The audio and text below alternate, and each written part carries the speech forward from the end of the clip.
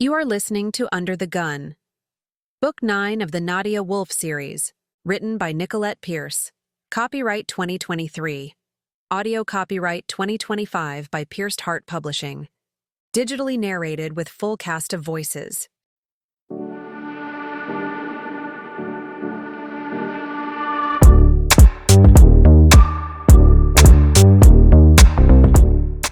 Chapter 12. I raced through the living room where Maya and Mark were sitting on the couch, then jogged past the kitchen where the chef was at work.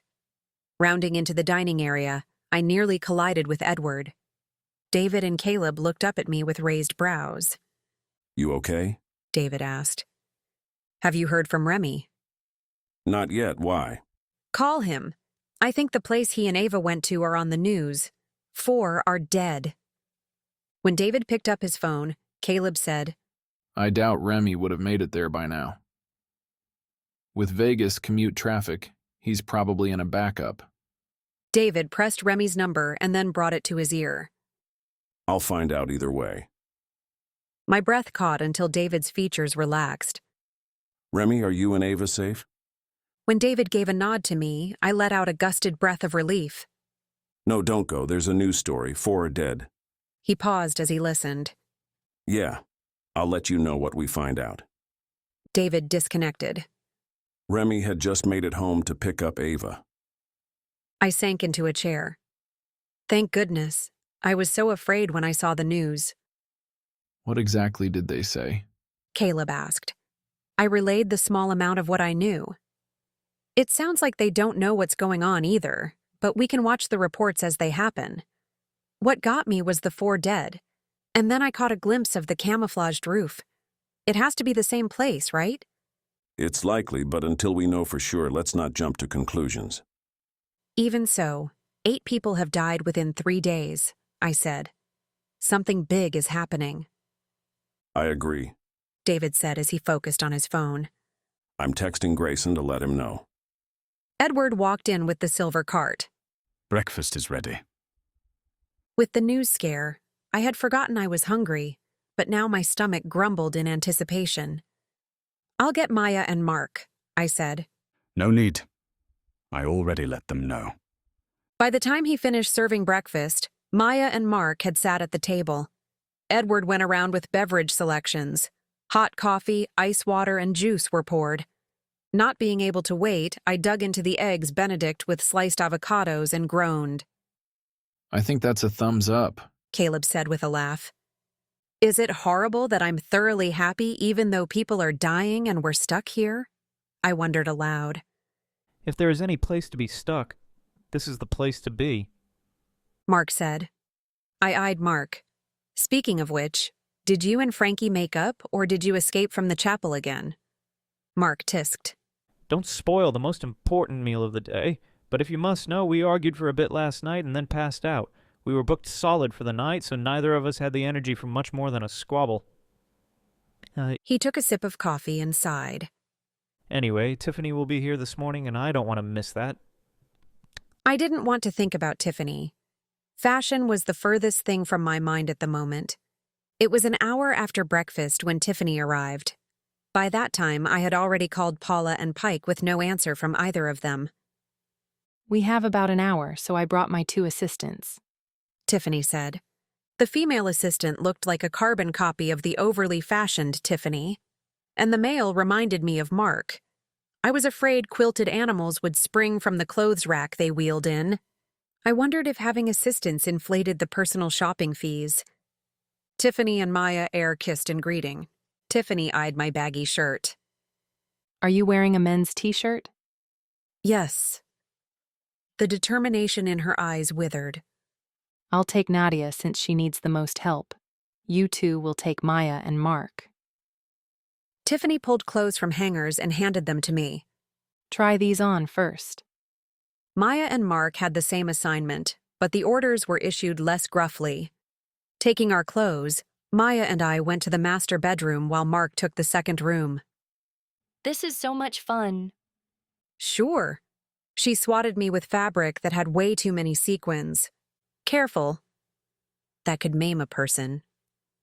Don't be silly. I laid the outfit on the bed and eyed it. It wasn't the flirtatious outfits Maya tried to dress me in, but the skinny pants didn't stretch, and the shirt was too cropped. There would be inches of skin showing. I'm going to pass on this. Maya's eyes rounded. You can't pass on it unless you try it. Those are Tiffany's rules. I'm the client who is paying her. I should have a say. Maya shook her head. Just try it on unless you want a full diva uproar. I've seen it once and I never want to see it again. Since it would only take a few minutes of my time, I sucked it up and dealt with it. The last thing I needed was diva drama.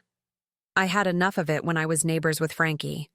The fabric squeezed all the joy from my world as I tugged and pulled until it encased me like a sausage. I didn't bother glancing in the mirror. It would only show me horrifying things. Maya slipped on a dress that barely hung lower than her butt. However, she looked adorable in it. As long as she didn't sit down, she'd be safe. Maya scanned me. You look like you have long legs in those pants. I had to squish my fat to get into them. Instead of being horizontally fat, I'm vertically fat. You're being silly. She admonished with a laugh. The pants look good on you. Yeah? How about this muffin top that is bulging between my pants and shirt? Your skin is just a little loose from pregnancy. Loose? Is that what the young kids are calling it these days? She stuck her tongue out at me and flounced out of the room. I was pretty sure I won that battle. But the fact that I was wearing skin-tight pants meant I didn't win the war. Nadia, Tiffany called. we're waiting for you. While I didn't want to parade my looseness through the penthouse, I kept Maya's warning to heart. I didn't need diva drama. Coming, I said, attempting to be cheerful, but the word came out sounding more like a curse. Caleb and David had lingered outside of the living room, watching as the assistants worked with Maya and Mark. However, when they saw me, their eyebrows raised in synchronization. I wrapped an arm around my waist, covering my imperfections. Normally, I was at peace with being imperfect, but now I wanted to hide. Tiffany frowned.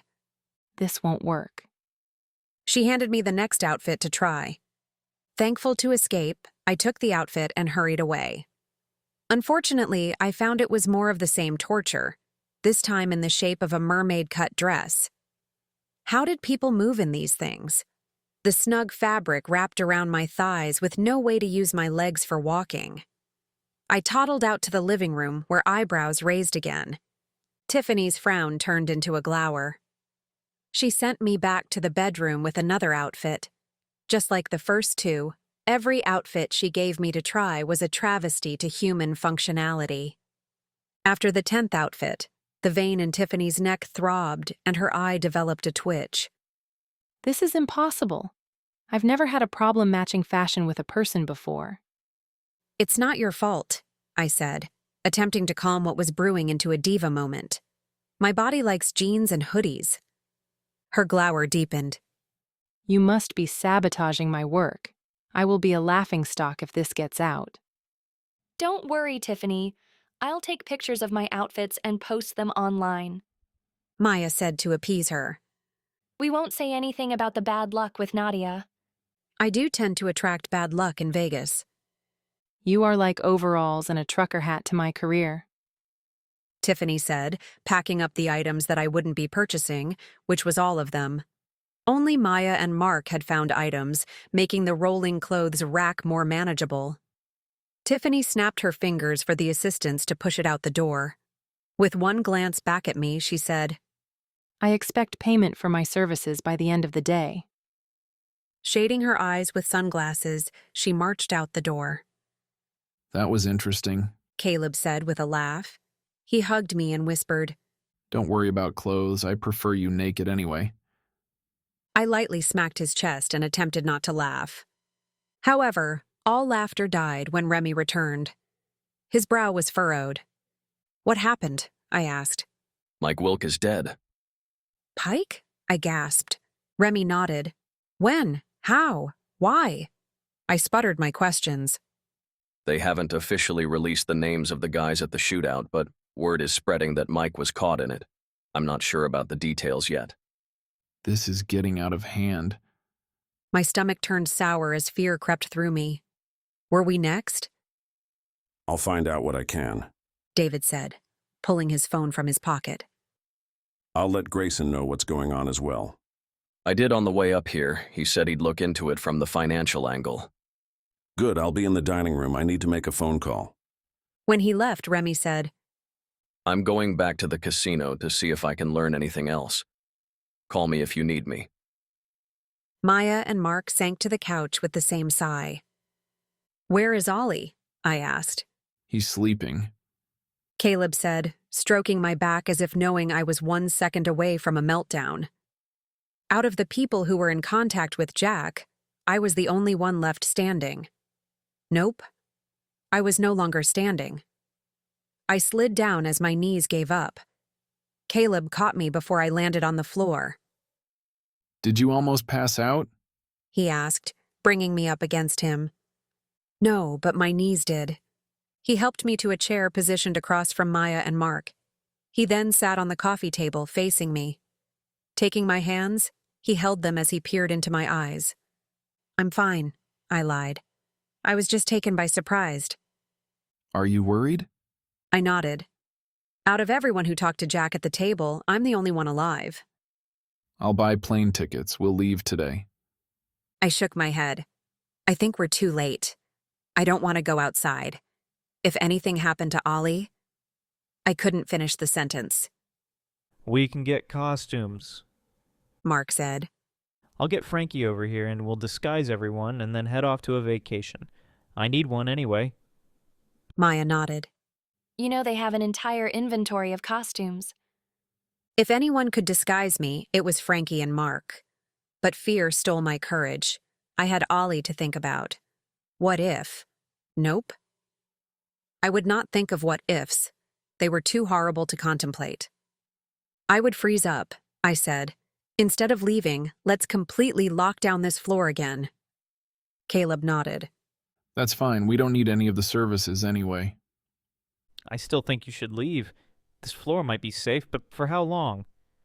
Caleb rubbed his jaw. What if I buy the tickets and we can wait and see what you feel like doing after you calm down a bit? Sure, I said, knowing I wouldn't change my mind. It won't hurt to have a backup plan.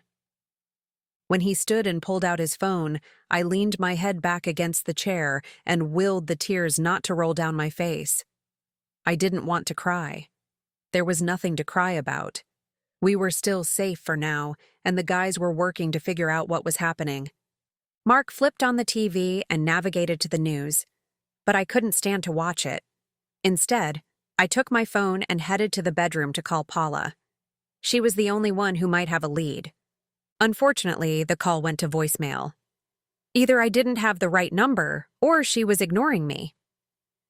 Since Paula had been in contact with Jack, I worried about her. Could someone want her dead as well?